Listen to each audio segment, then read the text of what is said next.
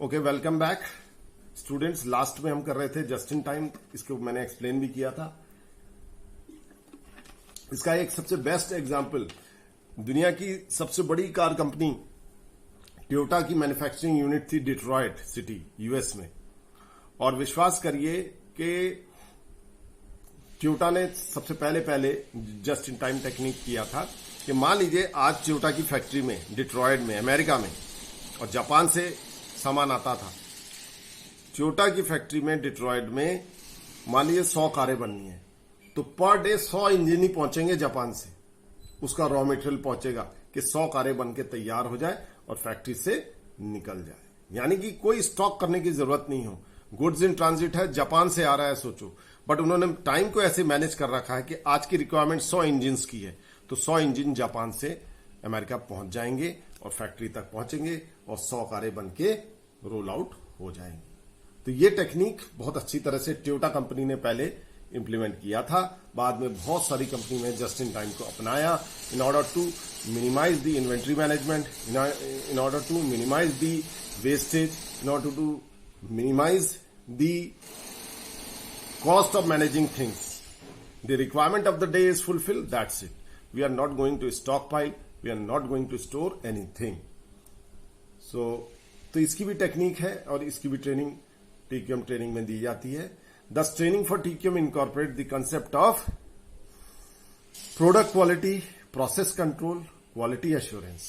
Product quality हमने करनी है, प्रोसेस को कंट्रोल करना है, लॉजिस्टिक मैनेजमेंट करना है, प्रोडक्शन प्रोसेसेस को सुपीरियर बनाना है, उसकी कंट्रोलिंग करनी है। क्वालिटी एश्योरेंस यानी कि क्वालिटी एक तरह से हो, यानी कि एरर फ्री मैन्युफैक्चरिंग हो। And quality improvement training can help companies to meet the quality challenges by teaching the employees statistical process control. ये भी टेक्निक्स है, ये टेक्निकल चीजें हैं।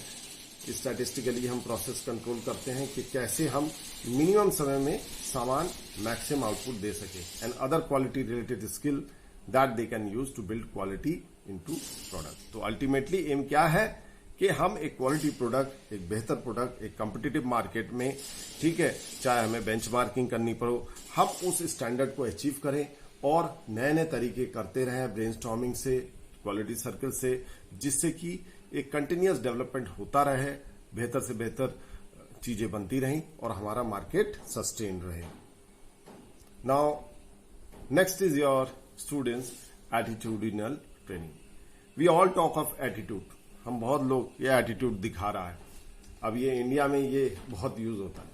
एटीट्यूड का मतलब बुरी चीज, but attitude can be a positive attitude और a negative attitude. When we talk in terms of behaviour science, attitude is a term generally we speak in terms of either positive attitude और negative attitude. So attitude training is a necessary component of any employ training.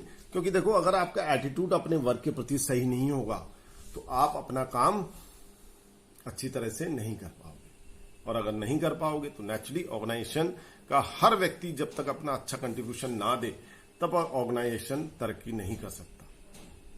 तो attitude problem rule out करना बहुत जरूरी है, positive attitude develop करना बहुत जरूरी है।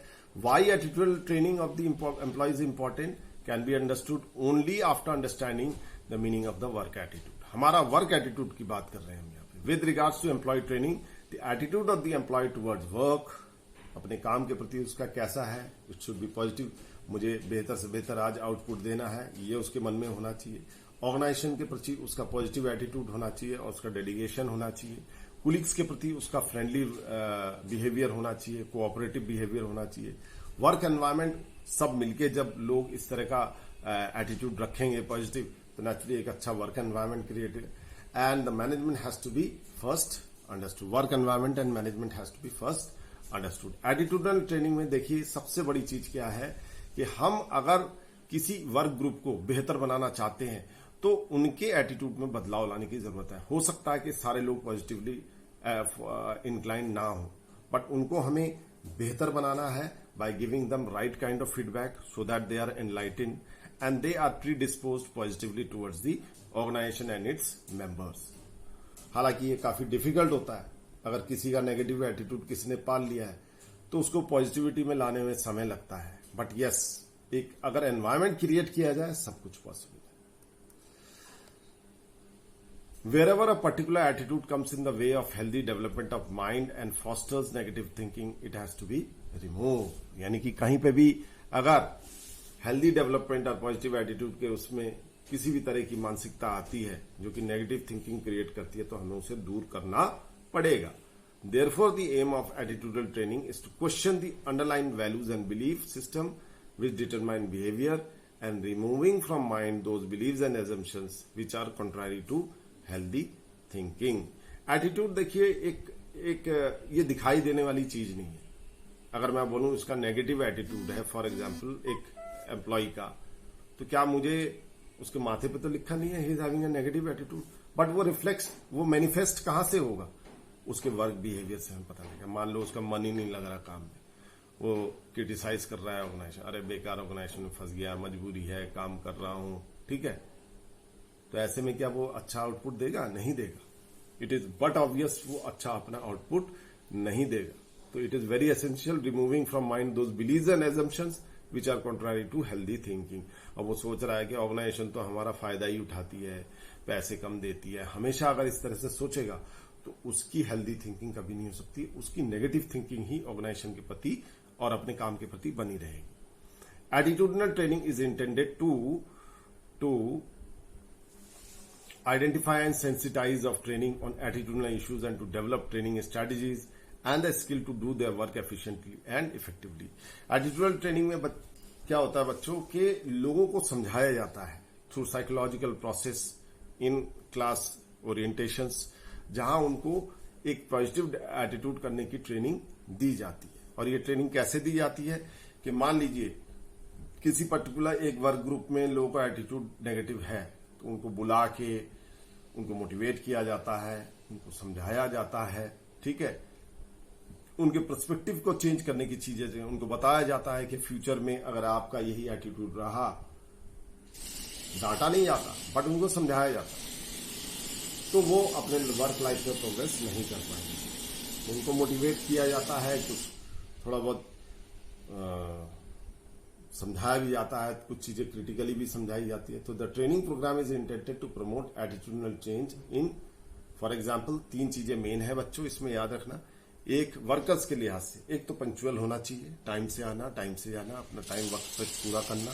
Spirit of cooperation, yes, the spirit of camaraderie का मतलब है कि हम सब एक हैं, हम सब मिलके आउटपुट दे रहे हैं, हम सब मिलके काम करेंगे. ये कोऑपरेशन की फीलिंग होनी बहुत जरूरी है कि दूसरे हमारे साथ हैं, हम दूसरों के साथ. Ability of taking constructive criticism. देखिए 2 तरह के क्रिटिसिज्म, एक है कि हम किसी को क्रिटिसाइज कर रहे हैं just for the sake of criticism, वो गलत है. बट अगर मान लो कोई हमें वाकई हमारी गलतियां बता रहा है और हमें पता है कि हमें सुधार की जरूरत है, we need to correct ourself, तो naturally those kind of criticism should be taken in a constructive manner and not in a negative manner.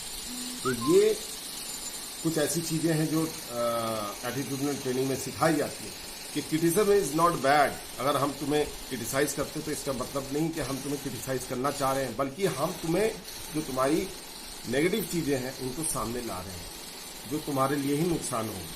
तो इस तरह से काउंसलिंग टाइप का किया जाता है एटीट्यूडनल ट्रेनिंग में. इसमें कोई डांटा डपटा नहीं जाता है किसी को. So it is a kind of sensitive kind of training where the person by himself, the person is made to realize by himself कि यस, शायद मैं गलती कर रहा हूं and I need to improve and contribute my best for the organization. So we will end over here.